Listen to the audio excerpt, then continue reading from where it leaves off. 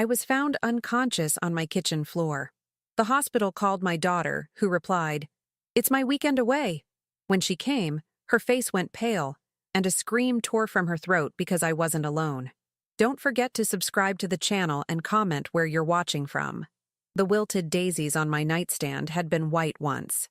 Now they drooped like forgotten promises, their petals brown at the edges, curling inward as if trying to protect themselves from disappointment. I touched one gently, watching it crumble between my fingers.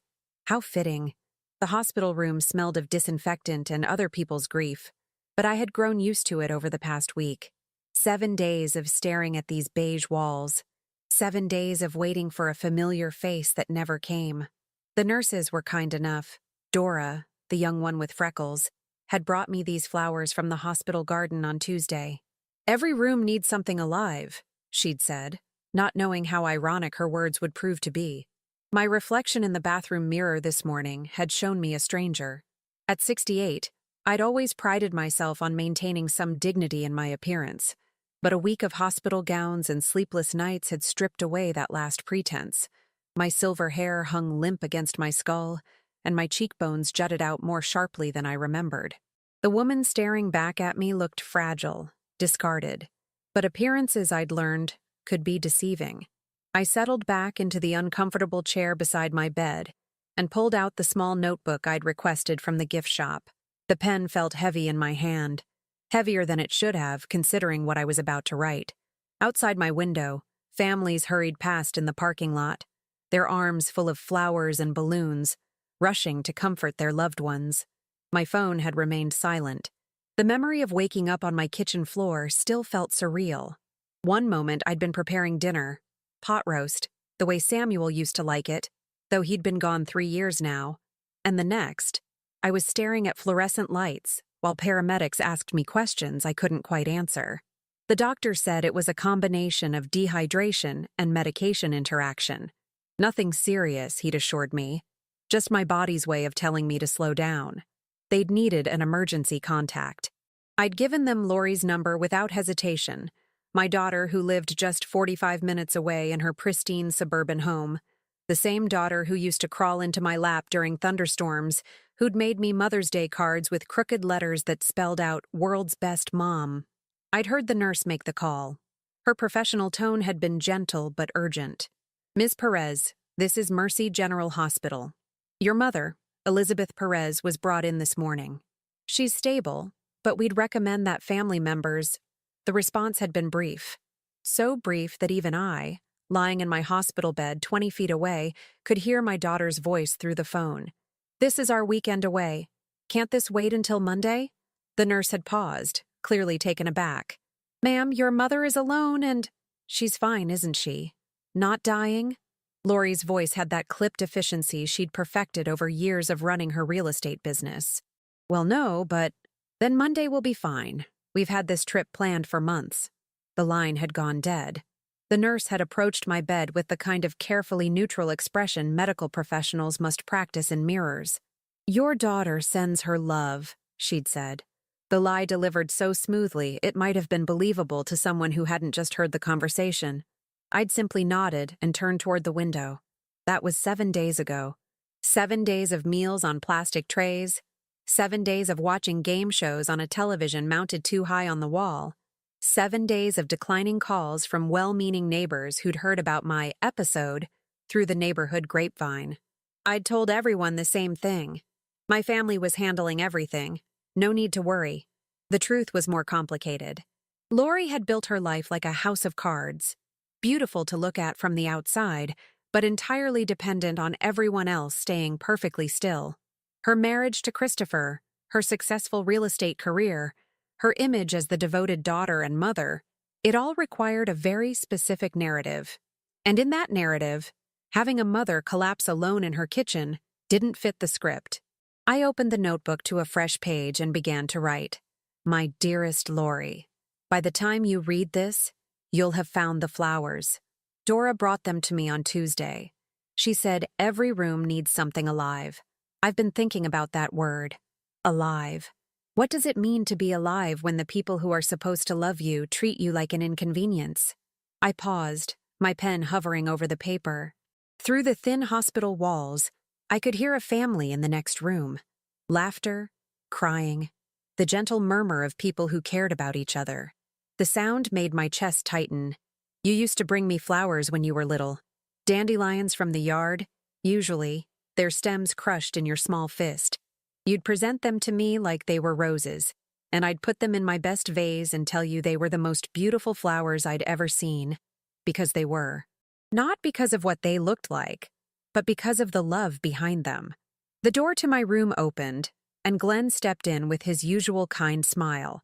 He was younger than Lori, probably in his 30s, but he had the sort of gentle competence that made him seem older.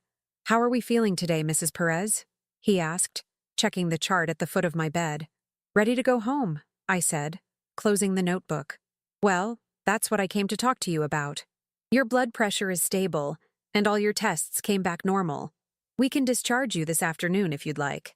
He glanced around the room, noting the absence of visitors that had marked my entire stay. "Will someone be picking you up?" I looked at my phone one more time. Still nothing. "I'll arrange for a taxi," I said. He frowned slightly. "Mrs. Perez, after an episode like this, we typically recommend that patients have someone stay with them for at least a day or two. Family, friends." "Doctor," I said, my voice steady. "I've been taking care of myself for 68 years. I think I can manage one more night." He nodded, but I could see the concern in his eyes. These young doctors, they still believed in families that functioned the way they were supposed to. After he left, I returned to my letter. My handwriting was still strong, still the careful script I'd learned in Catholic school all those years ago. The nuns would have been proud. "I've had 7 days to think, Lori. 7 days to remember all the ways I made excuses for you over the years. When you forgot my birthday, I told myself you were busy with work. When you stopped bringing the grandchildren to visit, I convinced myself they were just growing up, becoming independent. When you began treating family gatherings like business obligations, arriving late, leaving early, checking your phone constantly, I told myself that's just how your generation shows love. But lying in this hospital bed, listening to other families comfort each other, I realized something important. I've been enabling you to treat me as disposable." I set the pen down and walked to the window. The parking lot was emptying as visiting hours wound down. Soon, the hospital would settle into its night rhythm. The soft padding of nurses' feet in the hallway, the distant beeping of machines, the occasional cry from someone in pain. My reflection in the window looked different now. Still tired, still older than I felt inside. But there was something else. A hardness around the eyes that hadn't been there a week ago. I thought about Christopher, Lori's husband of 15 years. Sweet, trusting Christopher who worked 60-hour weeks at his accounting firm to pay for the house, the cars, the private school tuition, the annual European vacations that Lori documented so carefully on social media. Christopher who believed he was married to a woman who'd put family above everything else. If only he knew about the afternoon visits from Wyatt Goldberg, the developer who'd been buying up properties in our old neighborhood. If only he knew about the hotel receipts I'd accidentally seen fall from Lori's purse last Christmas. If only he knew that his wife's sudden interest in networking events and client dinners had been going on since their 2nd year of marriage. I'd known, of course. Mothers always know. But I'd kept quiet, telling myself it wasn't my business, that marriages were complicated, that Lori would figure it out eventually. Now, staring at my reflection in the window, I wondered why I'd protected her for so long, why I'd let her treat Christopher's love and trust like a commodity to be exploited while she satisfied her needs elsewhere. The answer was simple. Because I'd been trained, over decades of motherhood, to put her needs above everyone else's, including my own. I picked up the pen again. "Tomorrow, you'll come to my room expecting to find me grateful for your attention. You'll bring flowers, expensive ones from the florist, not dandelions from the yard, and you'll apologize for the delay. You'll have a perfectly reasonable explanation that puts you in the best possible light. You always do. But when you open that door, you're going to find something different. You're going to find a mother who's done making excuses for you. You're going to find someone who's finally learned the difference between love and convenience. And Lori? You're going to discover that your mother is far from finished with living. I sealed the letter in an envelope and placed it beside the wilted flowers. Then I picked up my phone and scrolled through my contacts until I found the number I was looking for. Wyatt Goldberg Development. The familiar voice answered. Wyatt, I said, surprised by how steady my own voice sounded. It's Elizabeth Perez. I think it's time you and I had a conversation about my daughter. Wyatt Goldberg arrived at the hospital within an hour, his silver BMW sliding into a visitor's parking space like a predator claiming territory. I watched from my window as he adjusted his tie and checked his reflection in the car's tinted windows. Even from 4 floors up, I could see the careful way he moved. A man accustomed to managing impressions, to controlling narratives. I'd changed from my hospital gown into the clothes I'd worn a week ago, a simple olive dress that had seen better days but still held its shape. If I was going to have this conversation, I would have it on my terms, not as a patient in a hospital bed, but as a woman who still commanded respect. He knocked softly before entering, his expensive cologne arriving before he did. Wyatt Goldberg was the kind of man Lori had always been drawn to. Tall, well-dressed, successful enough to be interesting, but not so successful that he wouldn't need what she could offer. At 45, he still had most of his hair and the kind of confidence that came from years of getting his way. Mrs. Perez, he said, his voice carrying that practiced warmth real estate developers used on city planning committees. I have to say, I'm surprised by your call. I'm sure you are. I gestured to the chair beside my bed. Please sit. We have quite a lot to discuss. He remained standing, his hands clasped behind his back in a pose I recognized from countless community meetings where he'd presented development proposals. Always in control, always managing the room. I'm not sure what Lori may have told you about our business relationship, but Wyatt. I let his name hang in the air for a moment. I'm 68 years old. I've buried a husband, raised 3 children, and survived more family crises than you've had hot meals. Please don't insult my intelligence by pretending this is about zoning permits and property assessments. Something shifted in his expression.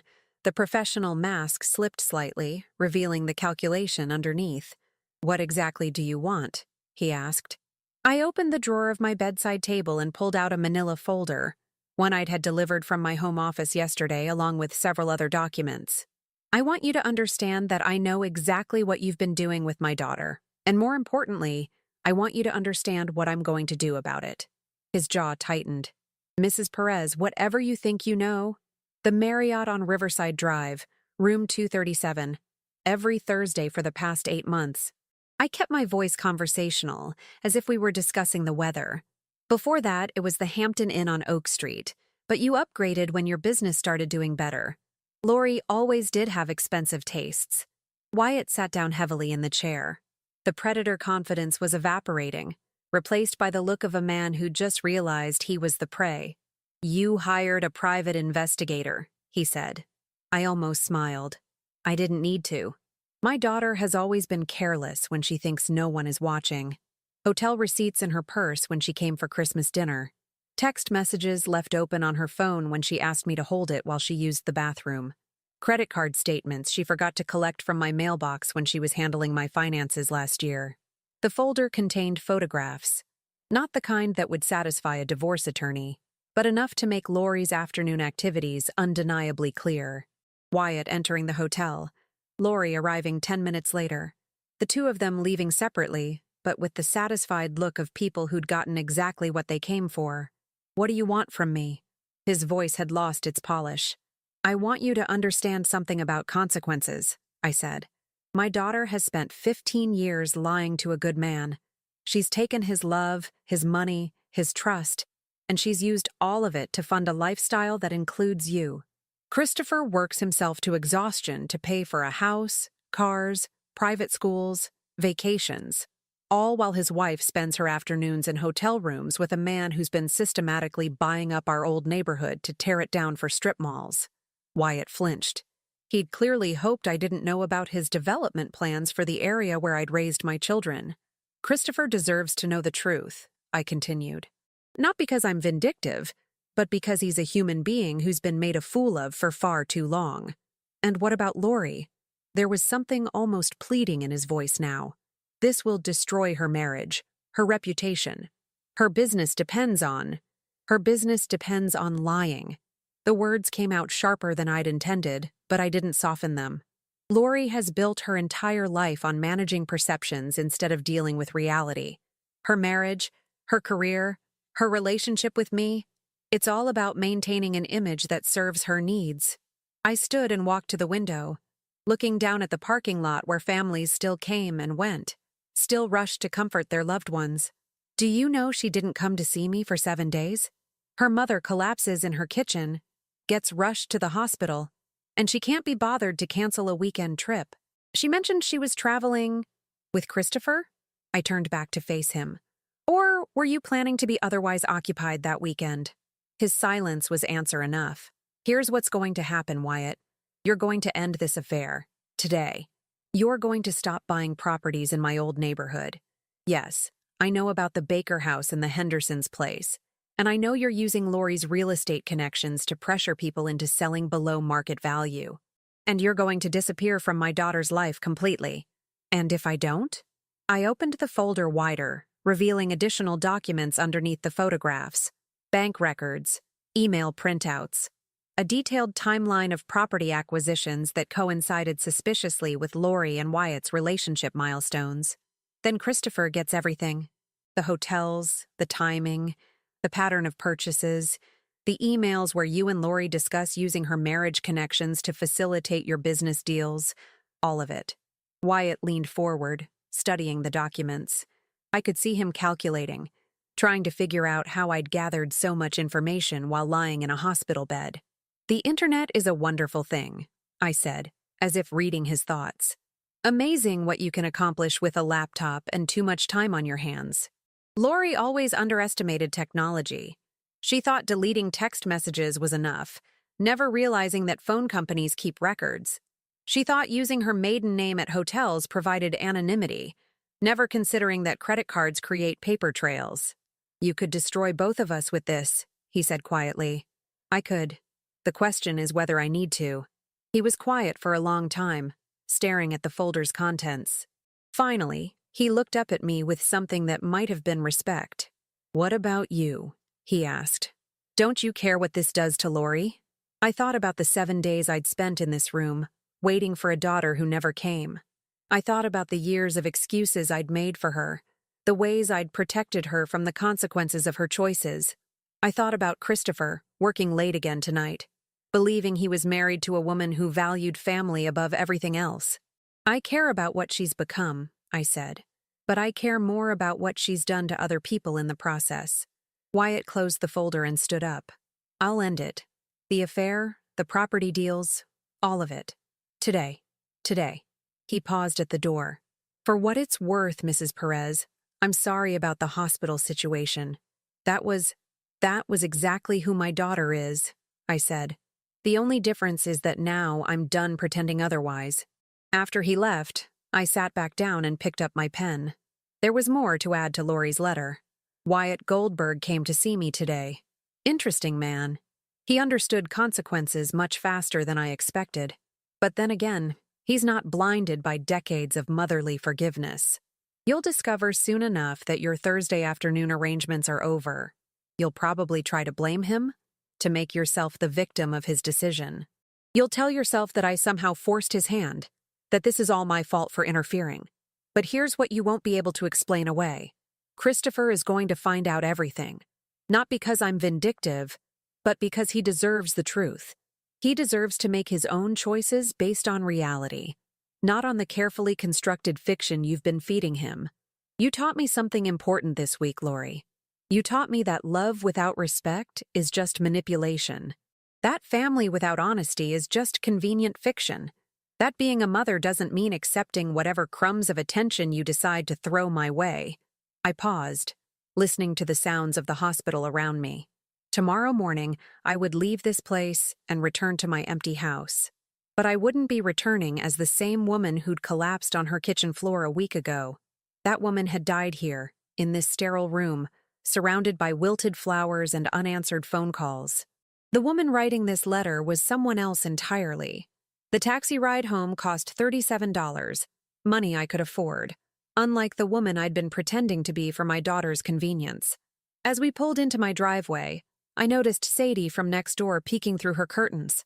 She'd probably been watching for me since the ambulance took me away a week ago. "You sure you're okay going in alone, ma'am?" the driver asked, eyeing my house with concern. It looked smaller than I remembered, more vulnerable somehow, sitting there with its drawn curtains and week-old newspapers scattered on the porch. "I'm fine," I said, and for the first time in days, I meant it. The house smelled stale and abandoned. Mail had piled up on the floor beneath the mail slot. Bills, advertisements, a sympathy card from the Methodist church.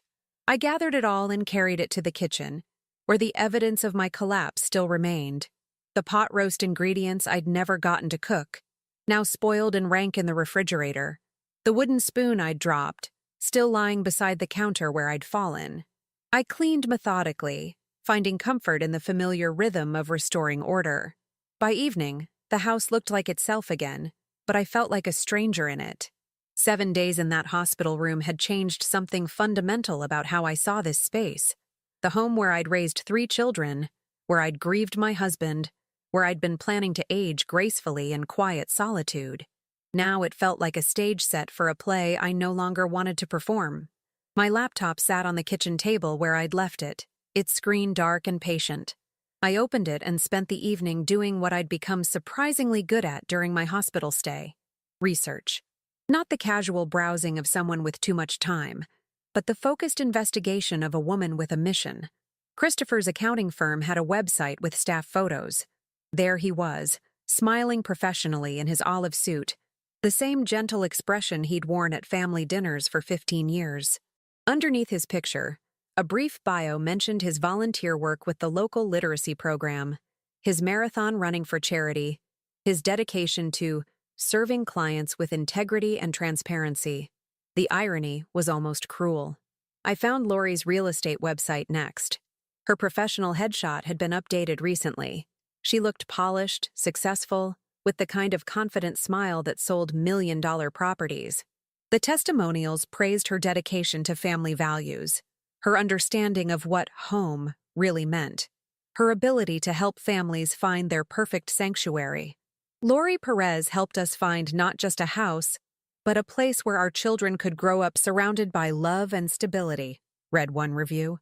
She truly understands what matters most in life. I closed the laptop and sat in the growing darkness of my kitchen, thinking about the different versions of my daughter that existed in the world. There was the Lori that Christopher knew, devoted wife and mother, successful businesswoman who balanced career and family with grace. There was the Lori that her clients knew, the agent who understood family values and the importance of home. There was the Lori that her children knew, busy but loving, always working hard to provide for their future. And then there was the Lori I knew now, the one who spent Thursday afternoons in hotel rooms while her husband worked late to pay for their life, who couldn't be bothered to visit her hospitalized mother because it conflicted with a weekend getaway. The question was, which Lori was real? Or were they all real, just carefully compartmentalized to serve different needs? My phone buzzed with a text message. "Lori, finally. Mom, just got your discharge notice from the hospital. Why didn't you call me? Coming by tomorrow morning to check on you. Love you." I stared at the message for a long time. Even now she was managing the narrative, making my discharge sound like something I should have consulted her about, positioning herself as the caring daughter who'd rushed over as soon as she knew. No mention of the 7 days she'd ignored my existence. No acknowledgement that I'd been released because I'd had no other choice but to take care of myself. I typed back, "I'm fine. See you tomorrow." Then I deleted the message and wrote instead, "Come whenever it's convenient for you. I'll be here." The night stretched ahead of me, too long and too quiet. I tried watching television but found myself thinking about Christopher instead, wondering if he was working late again, if he'd grabbed dinner from the vending machine at his office, if he'd texted Lori to say he'd be home late and received some lie about client meetings or property showings in response. At midnight, I gave up on sleep and returned to my laptop. This time, I opened my email and began typing. "Christopher, I hope you don't mind me writing to you directly. I've been thinking a lot lately about family, about honesty, and about the people we choose to trust with our hearts. There are things you deserve to know about your marriage. Things that have been hidden from you for reasons that have nothing to do with protecting you and everything to do with protecting someone else's secrets. I've struggled with whether to tell you this, not because I doubt you deserve the truth, but because I know how much it will hurt. But I've realized that the pain of living a lie is often worse than the pain of facing reality. I stopped typing and stared at the cursor blinking on the screen. Once I sent this email, there would be no going back. Christopher's world would shatter. Lori's carefully constructed life would crumble, and I would be the one who lit the match. But wasn't I already past the point of no return? Hadn't that moment come when I'd listened to my daughter choose a vacation over her mother's crisis? Or maybe it had come earlier, during all those years when I'd watched her treat Christopher's love like a convenience store. Something to grab whatever she needed from without thinking about the cost. I saved the email as a draft and closed the laptop. Tomorrow, when Lori arrived, I would see if there was anything left of the daughter I'd raised. Anything worth salvaging from the woman she'd become. If there was, if she could find some genuine remorse, some real recognition of the pain she'd caused, then maybe we could find a different path forward. But if she came to my house with more lies, more excuses, more careful management of appearances, then Christopher would get his email, and Lori would learn what consequences actually looked like. I slept fitfully that night, waking repeatedly to check the clock. At 6 a.m, I gave up and made coffee, then sat at my kitchen table watching the sun rise over the neighborhood I'd called home for 40 years. The Baker house across the street stood empty. A "for sale" sign tilted at an angle in the overgrown front yard. Wyatt Goldberg's doing, no doubt. Another family pressured into selling below market value so he could tear down their home and build something more profitable. At 9:30, Lori's white Mercedes pulled into my driveway. I watched from the kitchen window as she sat in the car for a moment, checking her appearance in the rearview mirror, gathering herself for the performance ahead. She emerged carrying a large bouquet of roses, red ones, expensive, the kind you bought when you needed to make a statement about your own thoughtfulness. She knocked on the front door, even though she had a key. Another calculated choice, respecting my space, showing consideration she hadn't bothered with during my actual crisis. "Mom?" she called out. "It's me." I opened the door and looked at my daughter, really looked at her, perhaps for the first time in years. At 43, Lori was still beautiful, with the kind of polished perfection that came from regular salon appointments and personal trainers. Her tailored blazer probably cost more than I spent on clothes in 6 months. Her smile was warm and practiced, the same one she used on clients and community groups. "Oh, Mom," she said, stepping forward to embrace me. "I'm so sorry I couldn't get here sooner. The conference ran late, and then Christopher had that emergency client meeting, and you know how these work trips are. Absolutely no flexibility in the schedule." I accepted her embrace but didn't return it. Conference? The Regional Real Estate Summit in Charleston. I told you about it weeks ago. She handed me the roses, their thorns carefully removed, their stems perfectly trimmed. "These are for you. I know how much you love flowers." I held the bouquet and studied her face. Not a flicker of uncertainty, no crack in the facade. She genuinely seemed to believe her own story, or at least to believe that I would accept it without question. "Charleston," I repeated. "Yes, the Marriott downtown. Absolutely gorgeous property, though the conference facilities could use updating." She moved past me into the house, already taking control of the space. "You should have seen the networking reception. 300 agents from across the Southeast. Christopher was so impressed when I told him about the keynote speaker." I closed the door and followed her into the living room, where she was already straightening throw pillows and opening curtains, making the space more to her liking. "How is Christopher?" I asked. "Oh, you know Christopher. Busy season at the firm, working himself to death as usual. He sends his love, of course. He wanted to come with me this morning, but he's got back-to-back appointments all day." She turned to face me, her expression shifting to carefully calibrated concern. "But enough about us. How are you feeling? You look pale. Are you eating enough?" And there it was. the seamless transition from elaborate lie to motherly concern, as if the past 7 days had never happened. As if I hadn't spent a week alone in a hospital room, waiting for a daughter who was too busy with her conference to spare an hour for her mother. I looked at the roses in my hands, their red petals perfect and artificial looking under the morning light streaming through my windows. Something in my tone must have registered because Lori's professional smile faltered for just a moment. She recovered quickly, settling herself on my couch with the practiced grace of someone accustomed to managing difficult conversations. "Of course, Mom. What's on your mind?" She leaned forward slightly, hands folded in her lap, a pose I recognized from her real estate photos. Engaged, trustworthy, ready to solve whatever problem I might present. I remained standing, still holding her roses.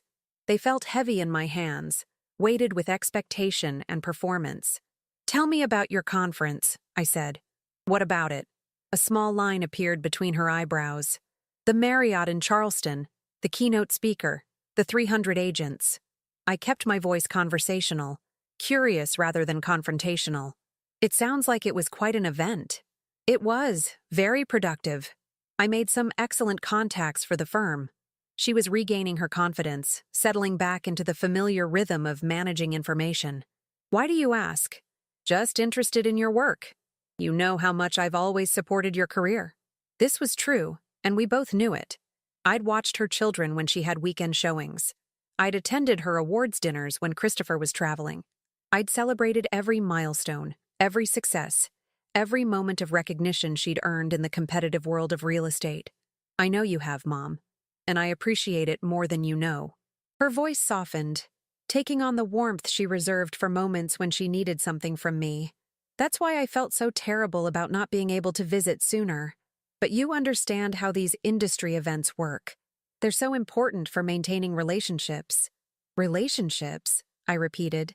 "Yes, I can see how important those are to you." I walked to the kitchen and found a vase for the roses, taking my time with the arrangement. Through the pass-through window, I could see Lori checking her phone, her fingers moving quickly across the screen. Probably texting someone about how long this visit might take, when she could escape back to her real life. "Lori," I called from the kitchen, "do you remember when you were 8 years old and you broke Mary's window with a baseball?" A pause. "Vaguely. Why?"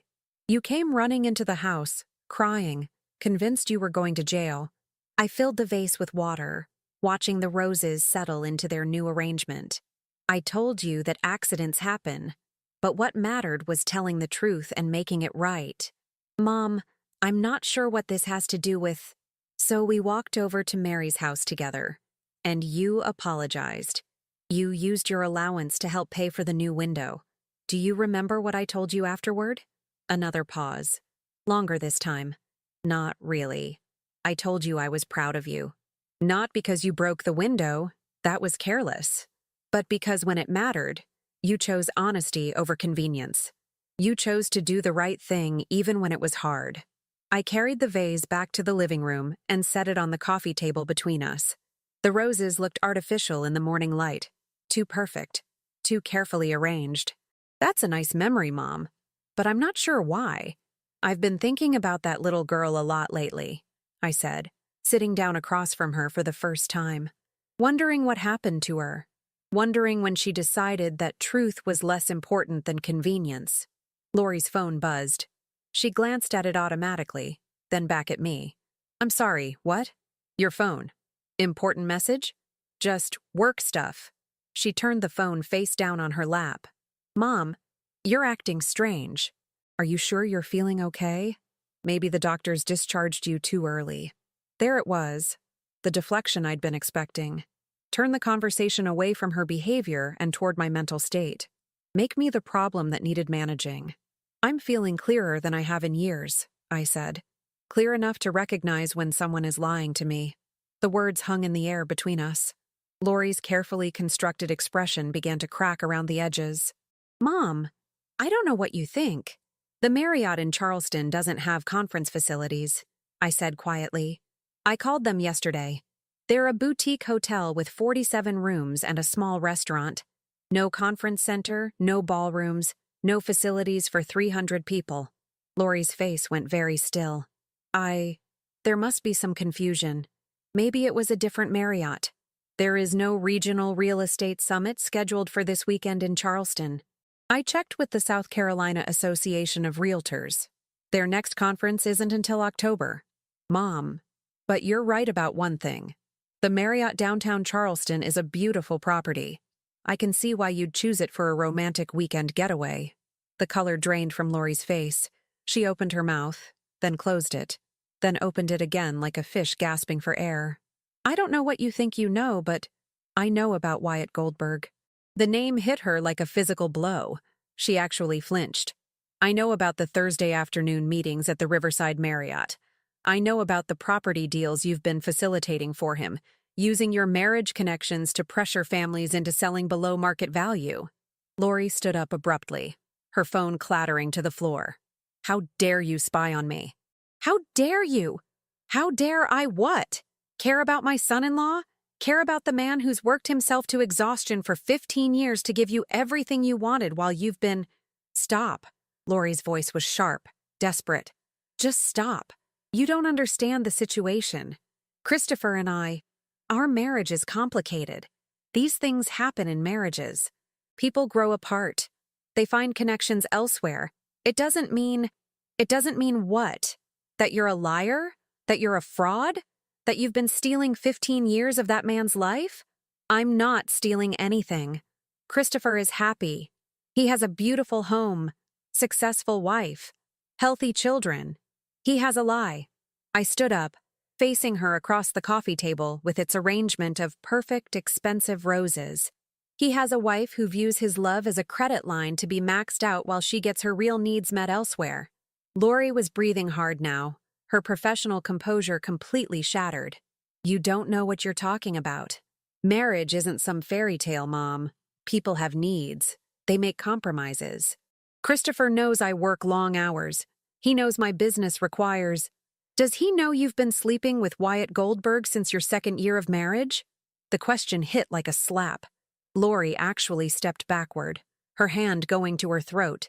Does he know that your client dinners and networking events are code for hotel rooms?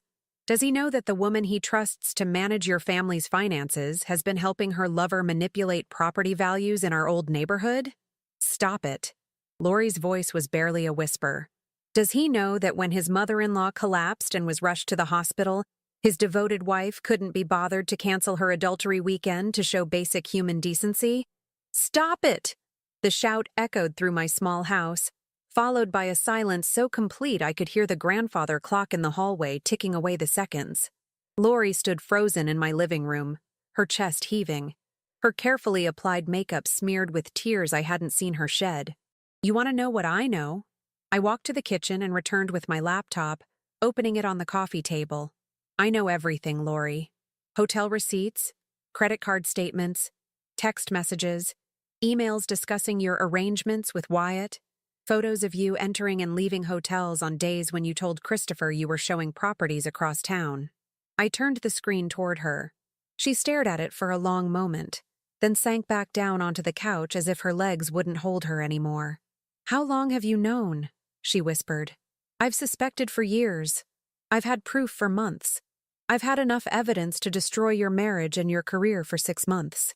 She looked up at me, and for a moment I saw something that might have been the 8-year-old who'd broken Mary's window, frightened, ashamed, looking for a way out of the consequences of her actions. Why didn't you say anything before? Because I kept hoping you'd remember who you used to be. I kept thinking that maybe you'd find your way back to the person who chose honesty over convenience, even when it was hard. And now? I closed the laptop and sat back down. Now I know that person is gone. She died sometime between learning how to lie without flinching and convincing herself that other people's pain doesn't matter as long as she gets what she wants. Lori was crying openly now, mascara leaving dark tracks down her cheeks. Mom, please. I know this looks bad, but you don't understand. Christopher and we haven't been happy for years. We're like roommates just going through the motions. Wyatt makes me feel— Stop. My voice cut through her explanation like a blade. Do not sit in my living room and try to justify 15 years of betrayal by claiming you weren't happy. Do not insult my intelligence by pretending your affair is about love instead of selfishness. But it is about love. Wyatt ended it yesterday. The words hit her like a physical blow. I had a very interesting conversation with him at the hospital. He understood consequences much faster than you seem to. Lori's face went white. What did you do? I showed him what accountability looks like, something you apparently never learned. She fumbled for her phone, her fingers shaking as she tried to unlock it. I could see her scrolling frantically through messages, looking for some communication from Wyatt that would contradict what I'd just told her. He won't answer, I said calmly. He's a businessman, Lori. When presented with evidence that could destroy his reputation and his development deals, he made the smart choice. He chose his career over a married woman who was never going to leave her husband anyway. The phone slipped from her hands and fell to the floor again. You've ruined everything. Everything I've built. Everything I've worked for. I haven't ruined anything. I've simply stopped protecting you from the consequences of your own choices. I stood up and walked to the window, looking out at the neighborhood where I'd raised her, where I'd taught her right from wrong, where I'd believed she would grow up to be a woman of integrity. Christopher deserves to know the truth, Lori. He deserves the chance to decide for himself whether your marriage is worth saving or whether he'd rather start over with someone who won't lie to him for 15 years. You can't tell him, please, Mom, I'm begging you. Think about the children. Think about what this will do to them. I turned back to face her. I am thinking about them. I'm thinking about what kind of mother they have, what kind of example you're setting. I'm thinking about whether they deserve to grow up believing that love means accepting whatever crumbs someone tosses your way while they get their real needs met elsewhere. Lori slumped forward, her face in her hands. What do you want from me? I want you to tell him yourself. She looked up, hope flickering in her eyes. If I tell Christopher everything, if I confess and ask for forgiveness, then that's between you and him. But understand this, Lori. I'm done protecting you. I'm done making excuses for you. I'm done being the mother who enables her daughter to hurt good people without consequences. And if I don't tell him? I walked back to the laptop and opened it again, my fingers hovering over the keyboard. The email to Christopher was still there in my drafts folder, waiting. Lori left my house 20 minutes later, her designer blazer wrinkled and her makeup destroyed. She didn't take the roses with her. I watched from my kitchen window as she sat in her Mercedes for nearly 10 minutes, her head in her hands, her shoulders shaking. Part of me, the part that had raised her, that had kissed her scraped knees and celebrated her achievements, wanted to go to her, to offer comfort the way mothers are supposed to do. But a larger part of me, the part that had spent 7 days learning the difference between love and enabling, stayed exactly where I was. When she finally drove away, I felt something I hadn't experienced in years, complete certainty about a difficult decision. I gave her until 6 o'clock. That seemed fair. Enough time to drive home, to gather whatever courage she might still possess, to find the words that would begin to repair 15 years of betrayal. Enough time to prove that somewhere underneath the lies and selfishness, the 8-year-old who'd chosen honesty over convenience might still exist. At 6:15, I opened my laptop and sent the email to Christopher. His response came faster than I'd expected. Just 8 minutes later, my phone rang. Mrs. Perez? His voice was thick with emotion, barely recognizable. I need to know if this is real. Please tell me you have some reason to make this up. My heart broke for him. Even faced with documented evidence of his wife's infidelity, his first instinct was to hope it wasn't true. I'm sorry, Christopher. I wish I were lying. A long silence. Then, how long have you known? I've suspected for years. I've had proof for months. Why didn't you tell me sooner? It was the question I'd been asking myself since I'd typed that first email, because I kept hoping she would choose to be better. I kept thinking that maybe if I waited, if I gave her enough chances, she would remember who she used to be. And now? Now I know that some people would rather lose everything than admit they were wrong. Another silence, longer this time. When he spoke again, his voice was steadier. The kids are at my mother's tonight. Lori said she needed to have a serious conversation with me when I got home from work. I guess this is what she meant. So she was going to tell him. Maybe there was hope after all. Christopher, whatever happens next, I want you to know that none of this is your fault. You've been a good husband, a good father, a good man. Don't let her convince you otherwise. Thank you. His voice cracked. I need to go. She's in the driveway. The line went dead. I spent the evening in my garden, pulling weeds that had grown wild during my hospital stay. My hands remembered the rhythm of it, the satisfaction of clearing away what didn't belong, making space for what should grow there instead. By the time I went inside, my flower beds looked like themselves again. My phone buzzed with a text message at 9:30. Mom, Christopher and I are separating. I hope you're happy. You've destroyed our family. I read it 3 times, then deleted it without responding. 20 minutes later, another message. The children are devastated. I hope this was worth it to you. I deleted that one too. At 10:15, I'm staying at Carol's tonight. Christopher wants me out of the house by the weekend. 15 years of marriage and you've destroyed it in a single day. This time, I didn't delete the message. Instead, I typed back, you destroyed it in 15 years. I just stopped pretending otherwise. I didn't hear from her again that night. Christopher called the next morning while I was having coffee on my back porch. The morning was crisp, full of the kind of promise that October brings, the sense of things ending cleanly to make room for what comes next. Mrs. Perez? I hope I'm not calling too early. Not at all, Christopher. How are you holding up? A long pause. I keep thinking I should feel angrier, but mostly I just feel relieved. Is that terrible? It's honest. There's nothing terrible about honesty. I've been thinking all night about signs I missed, things that didn't make sense at the time. There were so many of them. Her phone calls that she'd taken another room, the way she'd get defensive when I asked about her schedule, the credit card charges that never quite matched her explanations. You trusted your wife. That's not a character flaw, Christopher. Maybe not, but it feels like stupidity right now. I understood that feeling. I'd spent years making excuses for Lori's behavior, telling myself that her neglect was just busyness, that her selfishness was just focus.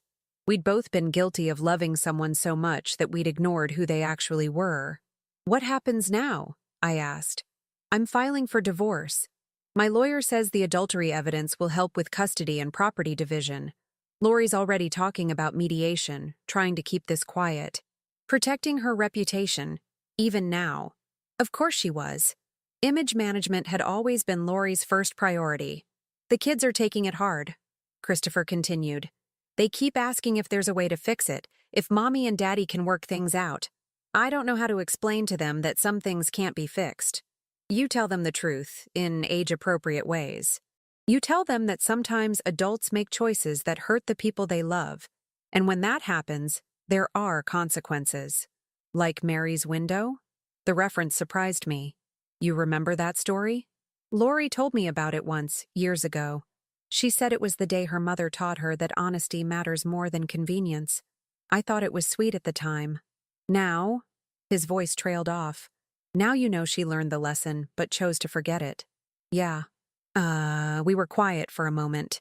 Then Christopher said, Mrs. Perez, I want you to know that whatever happens between Lori and me, you're still family to me. You're still the kid's grandmother. This doesn't change that. The kindness in his voice almost undid me. After everything Lori had put him through, after the way she'd tried to blame me for the consequences of her own choices, he was still thinking about my relationship with my grandchildren. Thank you, Christopher. That means more than you know. I have to ask you something, though. The email you sent. You could have just told Lori you knew. You could have confronted her privately, given her a chance to end it quietly. Why did you decide to tell me? It was the question I'd been expecting, the one I'd been asking myself since I'd hit send on that email. Because you deserved the truth, I said. Because 15 years of lies was already 15 years too many. Because I finally realized that protecting Lori from consequences wasn't love, it was enabling. And because you were tired of watching her hurt people? Yes. That too. After we hung up, I sat on my porch for a long time, watching Sadie tend her roses across the street. She'd been widowed 2 years ago, but her garden had never been more beautiful. Sometimes loss cleared the way for growth. My phone rang again around noon. Unknown number. Is this Elizabeth Perez? Yes. This is Carol Baker, Lori's friend. I think you know who I am. I did. Carol had been Lori's business partner until they'd had some kind of falling out 3 years ago. I'd never gotten the full story, but I could guess now that it had involved Wyatt Goldberg and property deals that weren't entirely ethical. What can I do for you, Carol? I wanted to thank you. The word surprised me. Thank me? For doing what I should have done years ago. For finally holding Lori accountable. I'm not sure I understand. Carol was quiet for a moment. Then, 3 years ago, Lori tried to get me to participate in one of Wyatt Goldberg's schemes, undervaluing properties, pressuring elderly homeowners to sell below market rate so he could flip them for development. When I refused, she made my life hell, spread rumors about my business practices, tried to steal my clients, even suggested to people that I was having personal problems that affected my judgment. I felt a familiar heaviness in my chest. Another person Lori had hurt in service of her own interests. I lost my partnership, most of my client base. Had to start over from scratch. Carol's voice was steady, but I could hear the old pain in it. I always wondered if someone would eventually see through her act. I'm just glad it was someone who had the courage to do something about it. I'm sorry she hurt you, Carol. Don't be sorry. Be proud. You did what needed to be done. After she hung up, I realized that Lori's world wasn't just falling apart. It was revealing itself for what it had always been. A house of cards built on other people's pain, other people's trust, other people's willingness to overlook her behavior for the sake of peace. The afternoon brought more phone calls. Christopher's lawyer, asking if I would be willing to provide testimony about Lori's adultery and business practices. Mary from across the street, calling to tell me she'd heard about the divorce and wanted me to know she was thinking of me. The pastor from the Methodist Church, offering pastoral care during what he assumed must be a difficult time for me. I thanked them all, but the truth was, I didn't feel like I needed care. I felt like I needed to breathe deeply, to walk in my garden, to sit in my clean house and appreciate the silence. At sunset, I stood in my kitchen making dinner, just for me, whatever I wanted, however I wanted to prepare it. Through the window, I could see the neighborhood settling into evening, lights coming on in houses where families gathered around dinner tables, where people told each other about their days, where love was offered without conditions or calculations. My phone buzzed one more time. A text from Lori. I'll never forgive you for this. I read it once, then typed back, I don't need your forgiveness, Lori. I need your absence. Then I blocked her number and finished making my dinner. The woman who had collapsed on this kitchen floor 8 days ago had been desperate for her daughter's love, willing to accept any crumbs of attention, any scraps of affection. She had died in that hospital room, surrounded by wilted flowers and unanswered phone calls. The woman who stood here now knew the difference between love and manipulation, between family and convenience, between protecting someone and enabling them to hurt others. I was 68 years old. I had buried a husband, raised 3 children, and survived more heartbreak than I'd thought possible. But I had never been more alive. Outside my window, the neighborhood settled into peaceful evening rhythms. Inside my house, I sat down to a dinner made exactly the way I liked it, in a kitchen that belonged entirely to me, in a life finally free from the exhausting work of making excuses for someone else's cruelty. Some lessons take a lifetime to learn. Some are worth the wait. Now tell me, what would you have done if you were in my place? Let me know in the comments. Thank you for watching, and don't forget to check out the video on your screen right now. I'm sure it will surprise you.